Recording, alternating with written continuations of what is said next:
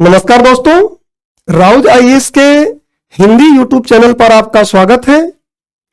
दोस्तों, आपको पता है कि वित्तीय वर्ष 2017-18 से प्रत्येक वर्ष के 1 फरवरी को केंद्र सरकार द्वारा अर्थात भारत सरकार द्वारा अपना बजट प्रस्तुत किया जाता है। हालांकि इसके पहले केंद्र सरकार अपना बजट प्रत्येक वर्ष के फरवरी माह के अंतिम दिवस पर प्रस्तुत किया करती थी। तो यह बात तो आपको पता है। आज 1 फरवरी है, 1 फरवरी वर्ष 2024 और यह चुनावों का वर्ष है। इसलिए केंद्र सरकार द्वारा अपना अंतरिम बजट पेश किया गया है। आपको पता है कि जब चुनावों का वर्ष होता है, क्योंकि लोकसभा चुनाव आपको पता है कि अभी 2024 में है, तो जो चुनावों का वर्ष होता है उसमें केंद्र सरकार अपना पूर्ण बजट नहीं प्रस्तुत करती है, बल्कि अंतरिम बजट प्रस्तुत करती है। और अंतरिम बजट क्या है वो भी आगे हम देखेंगे। तो इस अंतरिम बजट के महत्वपूर्ण बिंदुओं पर हम चर्चा करेंगे, लेकिन उससे पहले एक बात और आप समझ लीजिए कि प्रत्येक वर्ष बजट प्रस्तुत करने से पहले 1 दिन पहले भारत सरकार क्या करती है, तो एक आर्थिक सर्वेक्षण नाम का दस्तावेज प्रस्तुत करती है। इस बार चूंकि यह चुनावी वर्ष है, लोकसभा का चुनाव है, इसलिए केंद्र सरकार ने आर्थिक सर्वेक्षण को भी प्रस्तुत नहीं किया है। हालांकि भारत सरकार ने एक लगभग 74 पेज का दस्तावेज जारी किया है जिसका नाम है भारतीय अर्थव्यवस्था की समीक्षा, और जिसमें 2 चैप्टर्स हैं, 2 अध्याय हैं। और उसी में स्पष्ट रूप से कहा गया है कि इस वर्ष के लिए जो आर्थिक सर्वेक्षण प्रस्तुत किया जाएगा वो कब किया जाएगा, चुनावों के पश्चात किया जाएगा। तो हमारा एजेंडा क्या है? हमारा एजेंडा ये रहेगा कि हम जो लगभग 74 पेज का दस्तावेज जारी किया गया है 2 चैप्टर्स वाला, उसको भी आने वाले वीडियो में कवर करेंगे। और अंतरिम बजट खासकर प्रारंभिक परीक्षा के लिए हमारे महत्वपूर्ण होगा, क्योंकि मुख्य परीक्षा तक तो पूर्ण बजट भी आ जाएगा जो भी सरकार आए। तो प्रारंभिक परीक्षा के दृष्टिकोण से जो अंतरिम बजट में जितनी भी महत्वपूर्ण बातें होंगी उसको हम आने वाले वीडियोज में कवर करेंगे। लेकिन आज का वीडियो स्पेशली किस लिए लाया जा रहा है कि आपको अंतरिम बजट 2024-25 की जितनी महत्वपूर्ण बातें हैं, जो हाइलाइट्स हैं, ओवरव्यू है, उसको हम एक बार देख लेते हैं, जिससे कि आइडिया हो जाए और कुछ बेसिक कंसेप्ट को भी इसमें हम देखने का प्रयास करेंगे। तो इतनी बात अगर आपको क्लियर हो गई तो अब हम आज का लेक्चर शुरू करते हैं। जैसा कि आप देख सकते हैं, लेक्चर का नाम ही अंतरिम बजट 2024-25 हाइलाइट्स रखा गया है, और मैंने नीचे इसको महत्वपूर्ण बिंदु भी लिख दिया है। एक ओवरव्यू लेने का इसमें हम प्रयास करेंगे। और हमारा पूरा एजेंडा पढ़ाई का यह रहता है कि हम यूपीएससी सिविल सर्विसेज जो है उसके दृष्टिकोण से ही पढ़ें। जो हमारा सिविल सर्विसेज की परीक्षा है उसके दृष्टिकोण से ही पढ़ें कि क्या हमारे काम का है, क्या हमारे काम का नहीं है। तो एकदम टू दी पॉइंट हम चलने का प्रयास करेंगे। चलिए देखते हैं। तो एक बार अगर आपको स्लाइड देखना हो तो फटाफट स्लाइड देख लीजिए थोड़ा, कि किन किन मुद्दों को आज मैं शामिल करने वाला हूं। आपका एक बेस भी बन जाएगा थोड़ा, और हाइलाइट्स भी मिल जाएगा। कुछ हाइलाइट्स मैं दूसरे एक दस्तावेज पर रखा हूं, उसको भी आपको दिखाऊंगा।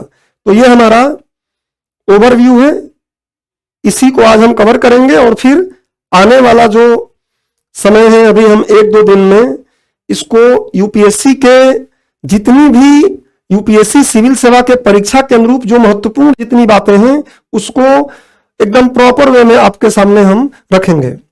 चलिए, तो देखिए जो अंतरिम बजट है, अभी हम देखेंगे कि अंतरिम बजट क्या है, लेकिन अंतरिम बजट जो है इसका नाम क्या रखा गया है कि 2047 तक विकसित भारत, मतलब टारगेट ही रखा गया है कि 2047 तक भारत को क्या कर दिया जाएगा, विकसित राष्ट्र बना दिया जाएगा। अब विकसित विकासशील राष्ट्र, स्टैटिक बातें होती हैं, डेफिनेटली आपको आइडिया होगा। और इसकी परिकल्पना क्या की गई है? परिकल्पना में लिखा गया है कि प्रकृति, आधुनिक अवसंरचना और सभी के लिए अवसर के साथ सुसंगत समृद्ध भारत बनाया जाएगा। तो ये तो इन्होंने डॉक्यूमेंट जो अपना बजट रिलीज किया है उसका एक तरीके से परिकल्पना दिया है। इसमें देखिए विकास का मंत्र क्या है, जो बार बार हमारे प्रधानमंत्री जी बोलते भी रहते हैं, आप सुनते हैं, उन्हीं की बातें लगभग इसमें है कि विकास मंत्र हमारा क्या है, तो सबका साथ सबका विकास, मतलब सभी का व्यापक विकास किया जाएगा। सबका साथ सबका विकास, सबका विश्वास, मतलब लोकतंत्र की जो विविधता वगैरह है इन सब का समर्थन करते हुए हम क्या करेंगे, सबके विश्वास के साथ आगे बढ़ने का प्रयास करेंगे। और ऐसे ही आगे बढ़ के हम क्या करेंगे, 2047 तक, मतलब अमृत काल जो हमारा है, इस अमृत काल के अवसर पर हम क्या हो जाएंगे, जब 100 वर्ष पूरा होगा हमारे आजादी का तो हम विकसित हो जाएंगे। ये टारगेट रखा गया है इस बजट में। चलिए अब सबसे पहले हम ये समझ लेते हैं, क्योंकि अगर आपको कुछ स्टैटिक बातें समझ में नहीं आएंगी, क्योंकि इस लेक्चर को जो पहले पढ़ लिए हैं लोग उनको वो भी देख रहे हैं, कुछ जो बिगिनर्स हैं अपनी पढ़ाई को शुरू कर रहे हैं वो भी देखेंगे, इसलिए मैं संक्षिप्त में बहुत स्टैटिक पोर्शन में न जाकर आपको थोड़ा बहुत ओवरव्यू दे देता हूं कि बजट क्या है। देखिए सबसे पहले बात करते हैं बजट। तो आप ध्यान रखिए कि बजट शब्द हमारे संविधान में कहीं भी नहीं लिखा गया है।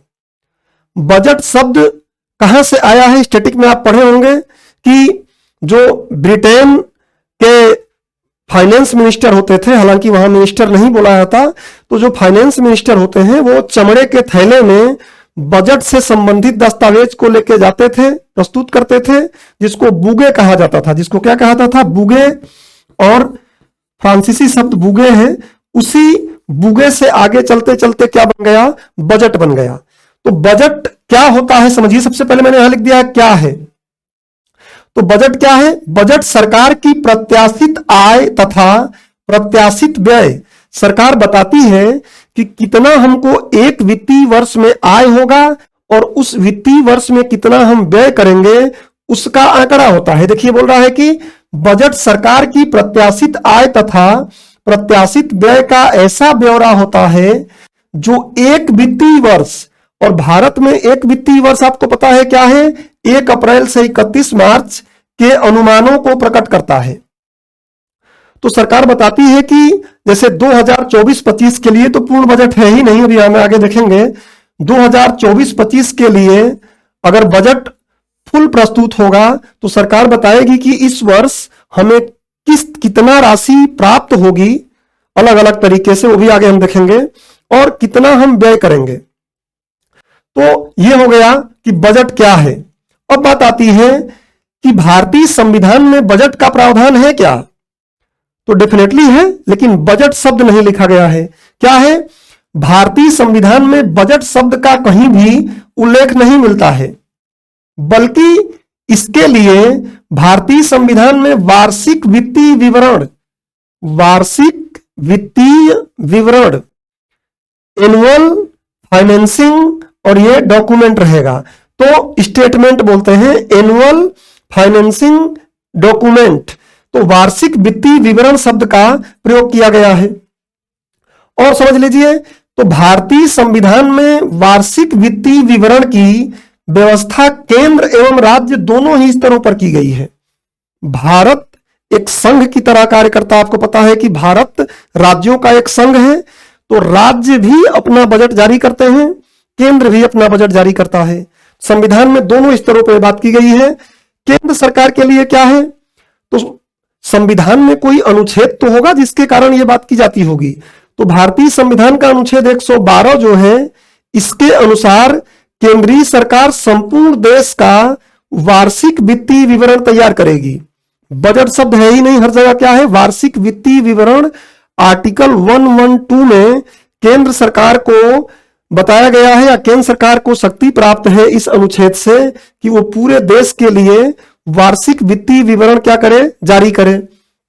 और भारत सरकार को प्रतिवर्ष संसद के दोनों सदनों में प्रतिवर्ष, इसीलिए 2017-18 के बाद प्रत्येक वर्ष 1 फरवरी को, उसके पहले फरवरी के अंतिम दिवस पर, तो ये सब आपको आइडिया है, दोनों सदनों अर्थात लोकसभा और राज्यसभा के समक्ष बजट को रखना आवश्यक होता है, नहीं तो सरकार खर्च ही नहीं कर पाएगी। मैं उम्मीद करता हूं कि स्टैटिक पोर्शन आपको बहुत कुछ आता होगा, मैं तो सिर्फ एक बार रिवाइज करा रहा हूं। राज्य सरकारों के लिए क्या प्रावधान है, तो सेम यही बात अनुच्छेद 202 में कही गई है राज्य सरकारों के लिए कि अपने अपने राज्य के लिए वो क्या करेंगे, वार्षिक वित्तीय विवरण तैयार करेंगे। और वो कहां रखेंगे, तो अपने विधानमंडल में रखेंगे। अगर केवल विधानसभा है तो विधानसभा पे रखेंगे, और अगर विधानसभा के साथ साथ विधान परिषद है तो वहां भी रखेंगे। तो ये बातें राज्यों के लिए की गई हैं। ये बेसिक बातें थी जो हमें समझ में आ जाए कि बजट है क्या, क्योंकि अचानक शोर हो जाता है कि बजट आ गया, बजट आ गया, तो बजट है क्या, इतनी बातें तुमको पता रहे। तो ये आप स्क्रीनशॉट इसका ले लीजिए और हम आगे बढ़ते हैं।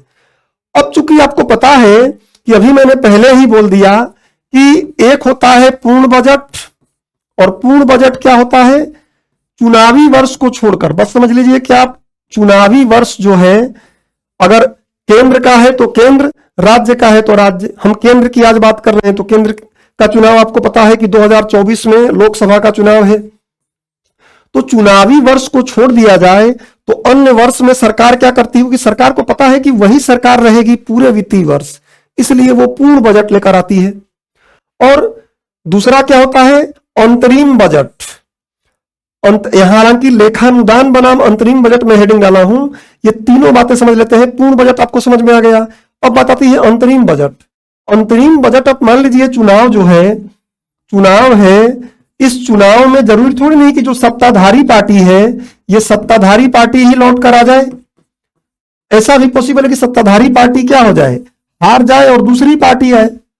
तो सत्ताधारी पार्टी अगर पूर्ण बजट पेश कर देगी तो उसकी विचारधारा को लेकर अगली सरकार तो चलेगी नहीं, और इसलिए यह श्योर नहीं होता है कि कौन सी सरकार बनेगी। तो हमें क्या करना पड़ता है, ये अंतरिम बजट पेश करना पड़ता है जो चुनाव होने से पहले पहले तक के खर्चे, क्योंकि सरकार को तो करना ही है, तो खर्चे के लिए उसको अनुमति मिल जाए कि वो आराम से पैसे को खर्च कर सके और साथ में राजस्व जो आ रहा है उसकी प्राप्ति कर सके। तो यही बात है। देखिए, चुनावी वर्षों में पारित किया जाता है ये, क्योंकि वर्तमान सरकार पुनः सत्ता में आ जाए यह तय नहीं होता है अथवा निश्चित नहीं होता है। अतः इस प्रकार के बजट में वर्तमान सरकार आगामी वर्ष हेतु बजट प्रावधानों में अत्यधिक सुधार नहीं करती है। अभी भी हालांकि कहा जा रहा है कि यही सरकार लौट कर आएगी, हमें इन मुद्दों पर नहीं जाना है, क्या होगा आएगी तब देखेंगे। लेकिन फिर भी क्या किया गया है, बहुत ज्यादा सुधार कुछ भी नहीं किया गया है। अब देखेंगे तो कुछ भी ऐसा नया सुधार नहीं किया गया है। टैक्स स्लैब देखेंगे हम, ज्यों का त्यों रखा गया है। कंपनियों के लिए भी मतलब बहुत कुछ नया सुधार नहीं किया गया है। तो सुधार नहीं किया जाता है और नई सरकार के बनने के पश्चात नया बजट पेश किया जाता है। डेफिनेटली इस वर्ष हम लोगों को 2 बजट पढ़ना पड़ेगा, एक अंतरिम बजट और एक जब पूर्ण बजट आएगा सरकार बनने के बाद तब देखेंगे। तो ये आपको अंतरिम बजट समझ में आ गया। एक है लेखानुदान, जिसको बोलते हैं वोट ऑन अकाउंट। ये क्या होता है, तो ये होता है, देखिए 2017-18 से पहले क्या होता था कि 2017-18 से पहले फरवरी के अंतिम दिवस पर, फरवरी के 28 मान लीजिए या फिर 29, तो फरवरी के अंतिम दिवस पर लीप वर्ष रहेगा तो आपको पता है कि 29 हो जाएगा, अदरवाइज 28। तो 28 या 29 को पेश किया जाता था और फिर इसको पारित कराने में काफी समय लग जाता था। तो जब समय लगता था तो उस बीच में सरकार कैसे 31 मार्च से ज्यादा समय लग जाता था, तो सरकार कैसे व्यय करेगी, कैसे जो प्राप्तियां हो रही हैं उनको इकट्ठा करेगी। और इसलिए फिर क्या करना पड़ता था, कुछ महीनों के लिए, 3-4 महीनों के लिए क्या करना पड़ता था, तो बजट को पारित कराना पड़ता था। तो उसको हम लेखानुदान बोलते थे। और ये क्या है, देखिए इसलिए पारित किया जाता था ताकि वित्तीय वर्ष शुरू होने के पश्चात, क्योंकि 31 मार्च से आपको पता है कि 31 मार्च खत्म हुआ तो 1 अप्रैल से क्या हो जाएगा वित्तीय वर्ष, और 1 अप्रैल तक अगर सरकार को अनुमति नहीं मिली है बजट के माध्यम से तो वो कुछ भी खर्च कर ही नहीं सकती है। आपको पता है कि संचित निधि जो है, 3 निधियां होती हैं, उनकी भी कभी हम बात कर लेंगे। खर्च कर ही नहीं सकती है संचित निधि से सरकार। तो उसको खर्च करने के लिए शुरू होने के पश्चात देखिए, इसीलिए पारित किया जाता है, इसलिए पारित किया जाता है ताकि वित्तीय वर्ष शुरू होने के पश्चात सरकार को धन की कमी न पड़े, क्योंकि बजट पारित होने में समय लग जाता था उस समय। अतः सरकार को 4 माह हेतु अनुमानित रूप से धन निकासी की अनुमति लेखानुदान के माध्यम से मिल जाती थी।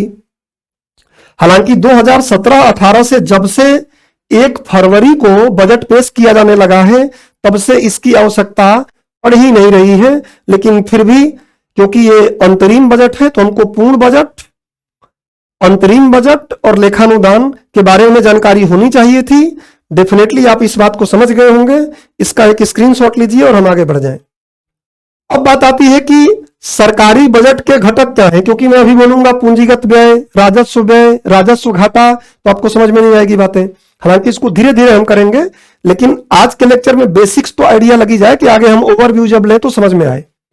देखिए, सरकारी जो बजट होता है उसमें क्या होता है, तो एक उसके 2 घटक होते हैं। एक घटक जो होता है उसको हम बोलते हैं क्या, राजस्व बजट। अब राजस्व बजट क्या है, इसमें अभी मैं डिटेल में नहीं जाऊंगा, लेकिन बस ये समझ लीजिए कि राजस्व बजट में 2 चीजें होती हैं, एक राजस्व प्राप्तियां और एक राजस्व व्यय। राजस्व प्राप्तियां का मतलब क्या है कि सरकार को ऐसे पैसे प्राप्त हो, टोटल राजस्व प्राप्ति को समझिए कि सरकार को ऐसा पैसा प्राप्त हो जिसमें सरकार की परिसंपत्ति में कोई चेंजेस ना हो। मतलब सरकार को कोई अपनी चीज बेचनी नहीं पड़ रही है, सरकार की परिसंपत्ति जितनी है उतनी ही रहे, और सरकार की देयता लाइबिलिटी न बढ़े, सरकार की लाइबिलिटी भी न बढ़े न घटे, कोई प्रभावी न हो। मतलब सरकार पैसे, बहुत सी सरकार के पास देयताएं होती हैं, सरकार ऋण ली है उसको चुकाना है, लेकिन ये जो पैसा मिलता है उसको चुकाना नहीं है, तो कोई देयता उत्पन्न नहीं होता है, लेकिन कोई एसेट भी क्रिएट नहीं होता है।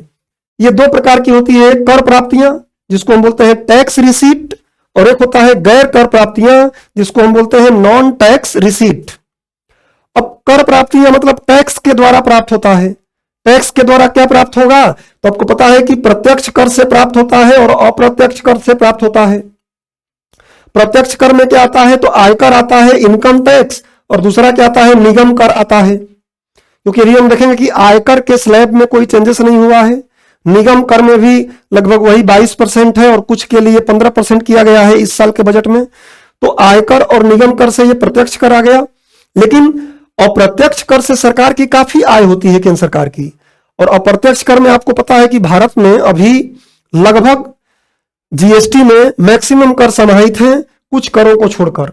तो सरकार को प्रत्यक्ष कर और अप्रत्यक्ष कर में क्या आता है, राजस्व प्राप्तियां आ गई। अब बात आती है कर प्राप्तियां, ये हो गई। दूसरा होता है कि गैर कर प्राप्तियां, जिसमें टैक्स के थ्रू नहीं आता है ये। जैसे सार्वजनिक उपक्रम, सरकार के बहुत से पीएसयू हैं, बहुत सी कंपनी है सरकार के स्वामित्व में, उनसे कुछ लाभ लाभांश आ रहा है। योजना कुरुक्षेत्र हम लोग पढ़ते हैं, उसको भी सरकार बेचती है तो कुछ पैसा आता है, और भी कुछ अनुदान सरकार को मिल जाता है। इस टाइप की चीजें जो होती हैं उसको हम गैर कर प्राप्तियां बोलते हैं, नॉन टैक्स रिसीट बोलते हैं। इनकी बातें हम देखेंगे भी आगे। अब आता है राजस्व व्यय। इसमें भी ऐसा सरकार व्यय करती है जिसमें न तो परिसंपत्ति का निर्माण होता है और न ही उसकी देयता पर कोई असर पड़ता है। हालांकि ये व्यय बहुत अच्छा नहीं होता है, लेकिन सरकार को करना पड़ता है। राजस्व व्यय क्या है, जैसे ऋणों पर ब्याज दे रही है सरकार, सब्सिडी दे रही है, विभिन्न प्रकार की सब्सिडी सरकार देती है, पेंशन देती है, विभिन्न प्रकार का पेंशन, किसान सम्मान निधि भी दे रही है सरकार, रक्षा पर व्यय कर रही है इत्यादि। ये सब क्या है, राजस्व व्यय है। अब बताते हैं इसके दूसरे घटक की तरफ, जिसको बोलते हैं पूंजीगत बजट। पूंजीगत बजट में भी 2 बातें हैं, एक पूंजीगत प्राप्तियां और दूसरा है पूंजीगत व्यय। पूंजीगत प्राप्तियां क्या है, जिसको हम बोलते हैं कैपिटल रिसीट। तो कैपिटल रिसीट मतलब क्या होगा कि इससे ये ऐसी प्राप्तियां होती हैं, सरकार को इसमें राशि या धन प्राप्त होता है, लेकिन या तो उसकी देयता को क्या कर देता है, बढ़ा देता है, या उसकी परिसंपत्ति को क्या कर देता है, कम कर देता है। सरकार कोई उपक्रम ही अपना मान लीजिए विनिवेश कर दिया, जैसे एयर इंडिया का विनिवेश कर दिया, तो सरकार को पैसा आया, तो वो क्या कहलाएगा कि वो उसका पूंजीगत प्राप्ति है। ऐसे ही है पूंजीगत व्यय, जिसको बोलते हैं क्या, कैपिटल एक्सपेंडिचर, कैपेक्स भी बोलते हैं, अक्सर इसको आप देखेंगे कैपेक्स कहा जाता है। तो कैपिटल एक्सपेंडिचर मतलब क्या हुआ कि उसकी परिसंपत्ति में क्या हो जाए, वृद्धि कर दे। सरकार कोई चीज खरीद ले, मान लीजिए कोई उपकरण खरीद ले, तो उसकी परिसंपत्ति बढ़ जाएगी या फिर उसकी देयता कम हो जाएगी। कैसे, सरकार मान लीजिए ऋण ली हुई है, अभी हम देखेंगे कि पैसा कहां से आता है और कहां जाता है, अभी देखेंगे जब हम उस बजट में, तो वहां हमको समझ में आएगी बात कि परिसंपत्ति में वृद्धि कर दे, देयता में कमी। देयता में कमी मतलब क्या कि सरकार ऋण लेकर आई है और उस ऋण के मूलधन चुका दे रही है, तो सरकार की लाइबिलिटी क्या हो गई, कम हो गई। तो इसलिए ऋणों का मूलधन को चुका देती है सरकार, तो उसको हम बोलते हैं कि पूंजीगत व्यय है। और अवसंरचना का निर्माण कर देती है, मान लीजिए अस्पताल बना रही है, स्कूल बना रही है, रोड बना रही है, एविएशन सेक्टर के लिए काम कर रही है, तो ये सब चीजें क्या, पूंजीगत व्यय कहलाएगा।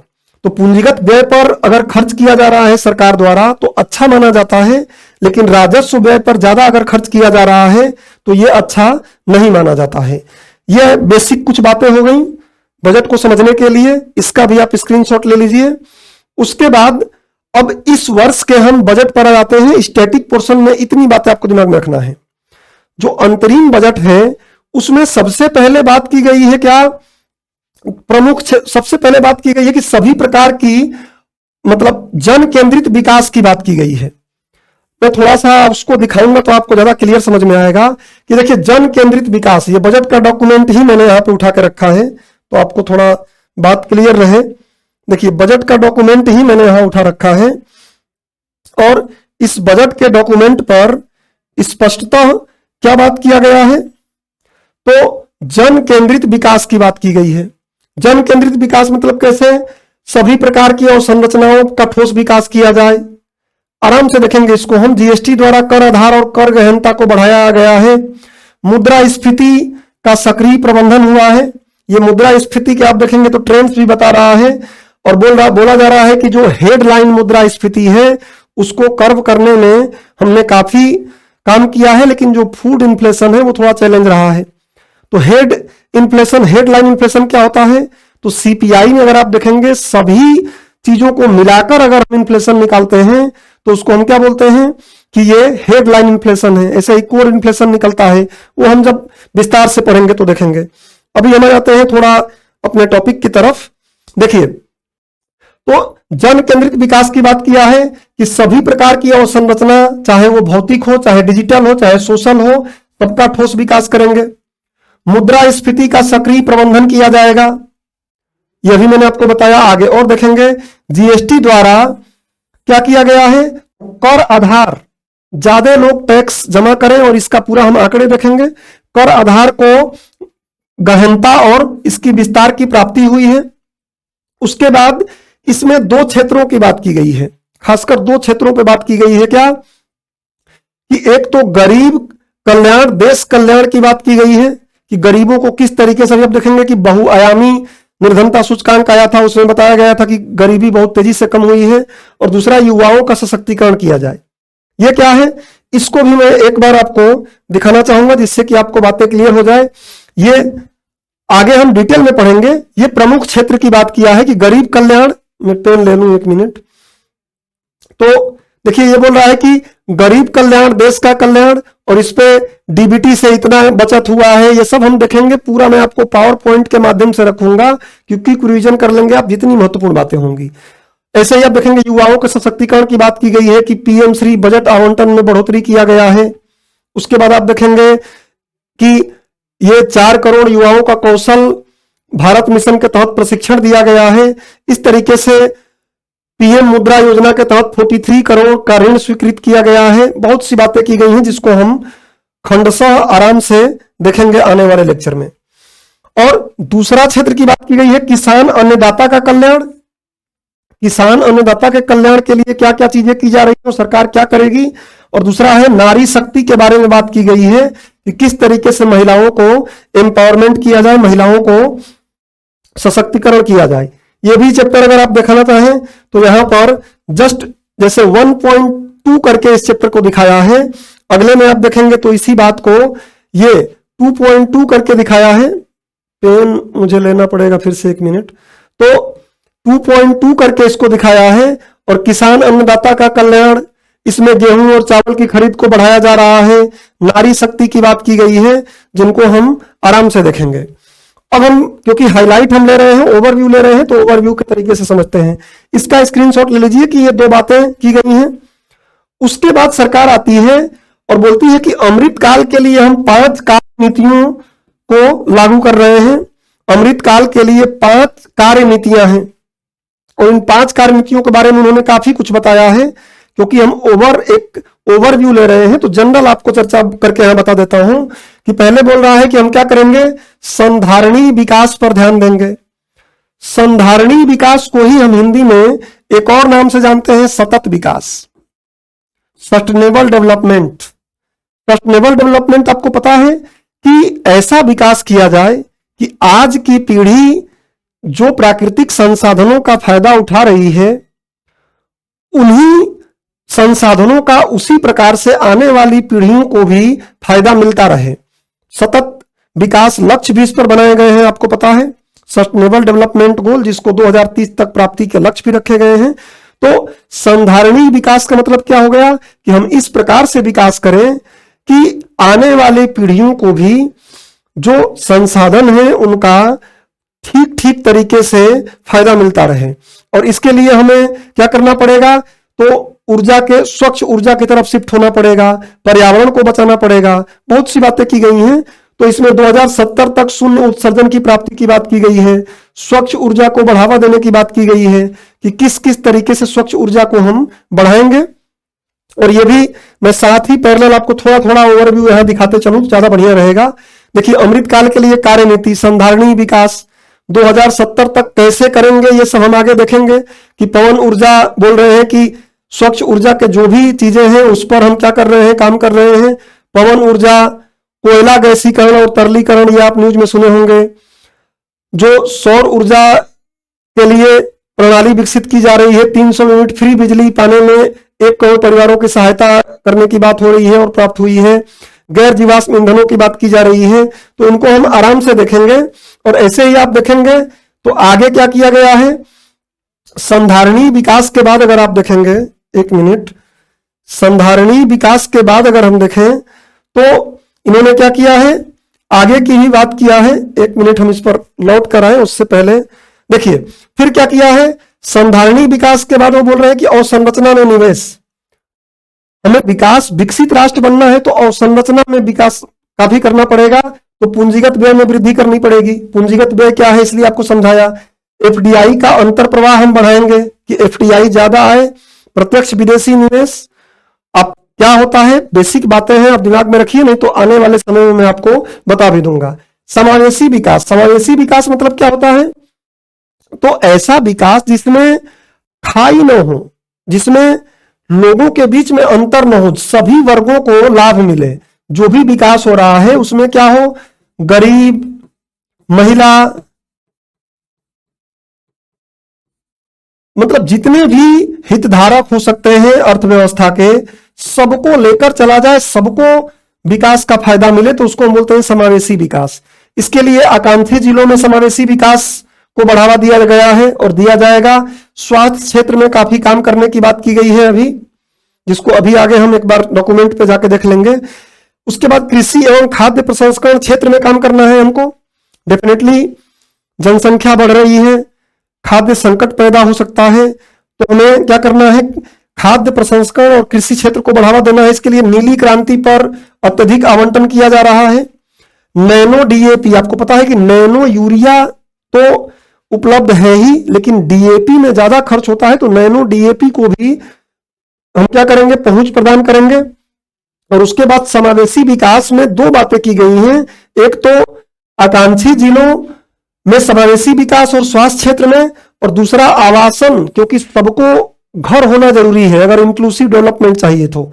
झुग्गी झोपड़ी में रहे लोग सही नहीं है। और पर्यटन क्षेत्र में भी हमें बढ़ावा देना है। पर्यटन क्षेत्र को बढ़ावा देने के लिए कार्य करना है। सरकार अमृत काल के लिए इन 5 नीतियों की बात कर रही है, जिसपे हम आगे अभी देख लेंगे एक बार।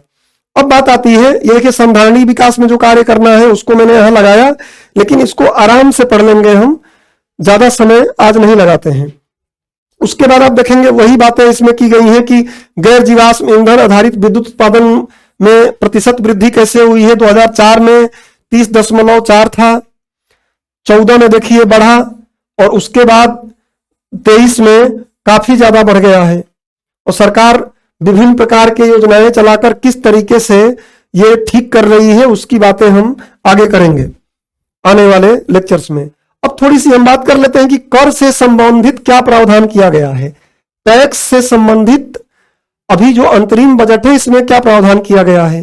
क्योंकि अंतरिम बजट है तो कुछ भी ज्यादा परिवर्तन नहीं किया गया है, बल्कि पुराने कर दरों को जो टैक्स स्लैब है उसी को क्या किया गया है, रिपीट किया गया है, मतलब ज्यों का त्यों उसको रखा गया है। इसमें कोई भी बदलाव लाने की प्रयास सरकार द्वारा नहीं किया गया है। आयात शुल्क सहित प्रत्यक्ष कर और अप्रत्यक्ष कर जो भी है उनको सेम रखा गया है। मौजूदा घरेलू कंपनियों के लिए निगम कर, जो मैं आपको भी बता रहा था कि टैक्स रिसीट, तो उसमें जो निगम कर होता है उसको 22% और कुछ जो विनिर्माण कंपनियां हैं उनके लिए 15% की बात की गई है। और नई कर व्यवस्था के अंतर्गत जो नई कर व्यवस्था चल ही रही है आपको पता है, उसमें 7 लाख रुपए तक कि जो आय वाले करदाता हैं उनको कोई भी कर देने की जरूरत नहीं है। तो कुल मिलाकर टैक्स में कोई खास बदलाव हुआ नहीं है। इसको और हम ट्रेंड्स के माध्यम से थोड़ा देख लेते हैं कि सरकार को प्राप्तियां कर से कैसे हो रही हैं। तो कर प्राप्तियों का रुझान कैसे है सरकार को, वो तो सरकार ने बता दिया कि टैक्स स्लैब में हमने कोई परिवर्तन नहीं किया है। और अब देखेंगे तो यहां 2014-15 से आंकड़ा दिया हुआ है, कब तक, दिसंबर 24-25 तक का। तो यहां आप देख सकते हैं कि जो पीला कलर में है ये क्या है, प्रत्यक्ष कर है। पीला वाला क्या है, प्रत्यक्ष कर, और जो ये ग्रीन टाइप का है ये क्या है, इनडायरेक्ट टैक्स, मतलब अप्रत्यक्ष कर की बात कर रहा है। आराम से इसको हम समझेंगे आने वाले लेक्चर में। अप्रत्यक्ष कर, और ये ग्रॉस टैक्स रिसीट है, लाल वाला जो है क्या है, टोटल सकल राजस्व आय, और ये परसेंटेज ऑफ जीडीपी में बताया गया है। इधर जो आप देख रहे हैं ये परसेंटेज ऑफ जीडीपी है। तो देखिए अभी क्या हो रहा है, सरकार का जो परसेंटेज के रूप में जीडीपी का आय हो रहा है वो क्या है, राजस्व प्राप्तियां हो रही हैं वो क्या है, बढ़ रही हैं। अभी बीच में जब कोविड के दौरान आप देख रहे हैं कि घटी है, काफी घटी है, लेकिन उसके बाद अभी बढ़ रही है। तो अर्थव्यवस्था की स्थिति बेहतर है और बेहतर चल रही है ये बता रहा है। और थोड़ा हम देखें तो बजट के संदर्भ में कुछ घाटों की बात होती है, तो हम थोड़ी सी इसकी भी बात कर लेते हैं। देखिए बजट के संदर्भ में विभिन्न प्रकार के घाटे जो होते हैं या घाटों से संबंधित जो अवधारणाएं हैं, डेफिनेटली स्टैटिक पार्ट है लेकिन समझने के लिए जरूरी है। अगला मैं ट्रेंड्स का आपको जो दिखाऊंगा डायग्राम वो समझने के लिए जरूरत है, इसलिए जल्दी से एक बार रिवाइज कर लेते हैं।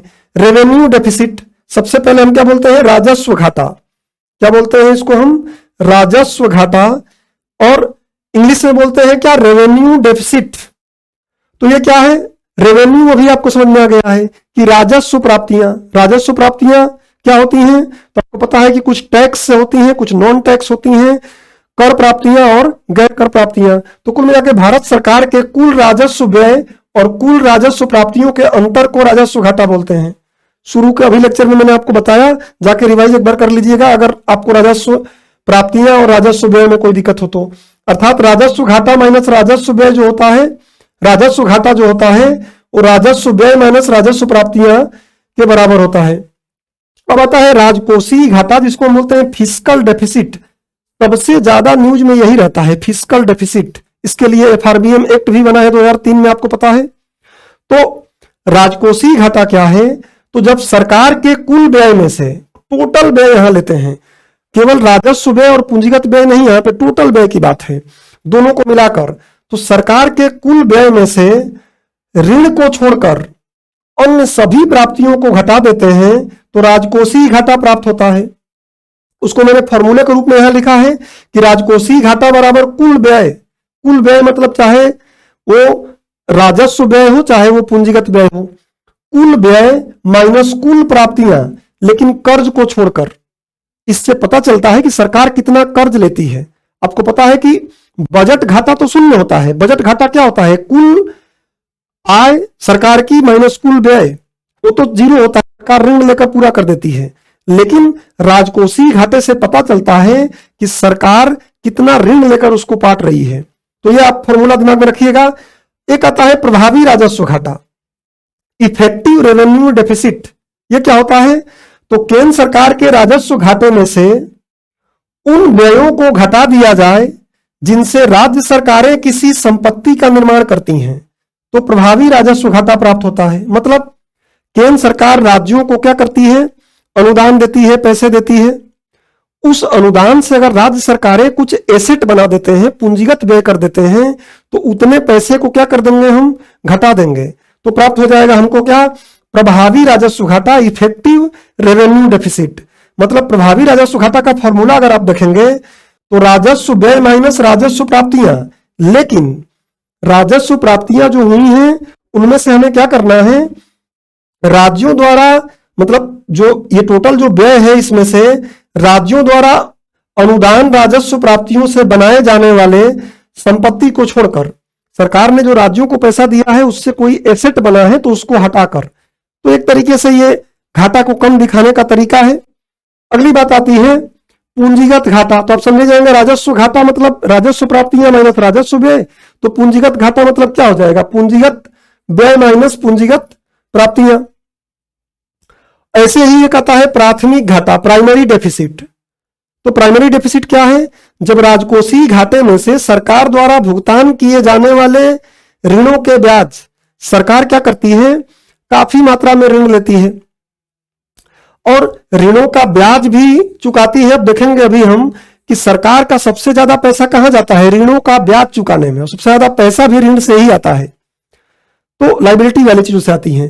तो अगर जो ब्याज चुका रही है सरकार, अगर उस ब्याज को घटा दिया जाए टोटल में से, राजकोषीय घाटे में से उस ब्याज को भी हटा दो, तो हम बोलते हैं कि ये क्या है? प्राथमिक घाटा है, प्राइमरी डेफिसिट है। इसलिए परिभाषा क्या है? राजकोषीय घाटा माइनस देय ब्याज, जितना भी ब्याज सरकार द्वारा दिया जाता है। अगली बात है मौद्रीकृत घाटा। अब तो खैर इसको यूज कहां ही किया जा रहा है, लेकिन पता रहे आपको कि भारत सरकार, चाहे कोई भी सरकार, राजकोषीय घाटे के जिस हिस्से को, राजकोषीय घाटे के जितने भाग को मुद्रा छापकर, नोट छापकर पूरा कर दे, तो उसको हम क्या बोलते हैं? कि वो मौद्रीकृत घाटा है। इसको हीनार्थ प्रबंधन भी कहा जाता है और ये ठीक बात नहीं है। इसको बंद ही एक तरीके से कर दिया गया है, न के बराबर इसका प्रयोग किया जाता है। तो ये घाटे के प्रकार हैं। एक बार आप इसका स्क्रीनशॉट लेकर अच्छे से पढ़ लीजिएगा और इसका आप एक ट्रेंड देख लीजिए कि घाटे की प्रवृत्तियां सरकार की कैसी हैं। देखिए ये वाला जो कलर है, जो सबसे ऊपर ये कलर दिख रहा है, फिस्कल राजकोषीय घाटा है। ये रेवेन्यू है, ये राजस्व है। ये इफेक्टिव रेवेन्यू है, प्रभावी राजस्व घाटा है, जो मैंने आपको समझा दिया। और ये प्राइमरी डेफिसिट है, प्राथमिक राजस्व घाटा है। पहले समझा दिया तो आपको समझ में आएगा। देखिए 2013-14 से ये बात लिया है और 2024-25 तक लिया है, मतलब लगभग 10 वर्ष का आंकड़े इसमें है। एक बात करते हैं राजकोषीय घाटे की। तो राजकोषीय घाटा 4.5 से देखिए कम होते होते कम हो रहा था 2018-19 तक कम हो रहा था। लेकिन कोविड आया और कोविड आने के बाद देखिए हाइक हो गया, ये 9.2 पे बढ़ा। लेकिन धीरे धीरे धीरे धीरे सरकार इसको फिर से कंट्रोल में लेके आ रही है। ऐसे ही राजस्व घाटे की बात करेंगे तो राजस्व घाटा शुरू में देखिए धीरे धीरे कम हो रहा था, लेकिन फिर कोविड के दौरान सब बढ़े हैं और धीरे धीरे कम हुए हैं। मतलब सारे घाटा आप देख रहे हैं कि धीरे धीरे कम होने के ट्रेंड में थे। कोविड ने उसको क्या किया? बढ़ाया। और अब धीरे धीरे सरकार उसको क्या कर रही है? फिर से कम करने का पूरा प्रयास कर रही है। तो ये ट्रेंड है और ये घाटों के प्रकार है। एक बार जरूर आप इसको देख लीजिएगा। अब इस बजट में कई ऐसी छोटी छोटी बातें की गई हैं जो फैक्ट के रूप में प्रारंभिक परीक्षा के लिए महत्वपूर्ण होंगी। उनको हम आराम से आने वाले लेक्चर्स में पढ़ेंगे, लेकिन उससे पहले मैं थोड़ा आपको एक बार दिखा दूं कि देखिए ये अवसंरचना निवेश की जो मैंने बात किया था, 5 मिनट और हम समय लगाएंगे इस पर और इस लेक्चर को यहीं रोक लेंगे। आपको एक आइडिया भी हो गया। अब देखिए वही बातें जो आगे देखेंगे हम, कुछ समस्या इसमें जा रही है, 1 मिनट रुक जाइए। तो ये अगर हम देखेंगे तो इसमें गवर्नमेंट ने इस तरीके से आगे की बात किया है कि अमृतकाल के लिए 4.5 आप देख रहे हैं। फिर कृषि खाद्य प्रसंस्करण जो आपको समझाया मैं, ये कुछ जीडीपी के करेंट अकाउंट डेफिसिट को कम करने के लिए जो चीजें बताई गई हैं उसकी बातें हैं। ये हम आराम से पढ़ेंगे, आज के लेक्चर में इसको कवर करने का प्रयास नहीं करेंगे। और फिर आप देखेंगे आगे गवर्नमेंट इसमें कुछ और बात की है। तो चूंकि पीपीटी ये कंप्लीट है नहीं, तो हम आज इस लेक्चर को क्या करेंगे, इतनी बातें समझकर रोकते हैं। और उसके बाद जब हम नेक्स्ट लेक्चर में आएंगे तो हम देखेंगे कि सरकार का पैसा कहां से आता है, किसका क्या ट्रेंड रहा, और सारी बातों को एकदम जितना कंसाइज होकर पढ़ सकते हैं, जितना कम से कम डॉक्यूमेंट में पढ़ सकते हैं, उस तरीके से उसको हम कवर करेंगे। राउज आईएएस के हिंदी यूट्यूब चैनल से आप जुड़े रहें। मिलते हैं अगले लेक्चर में। धन्यवाद।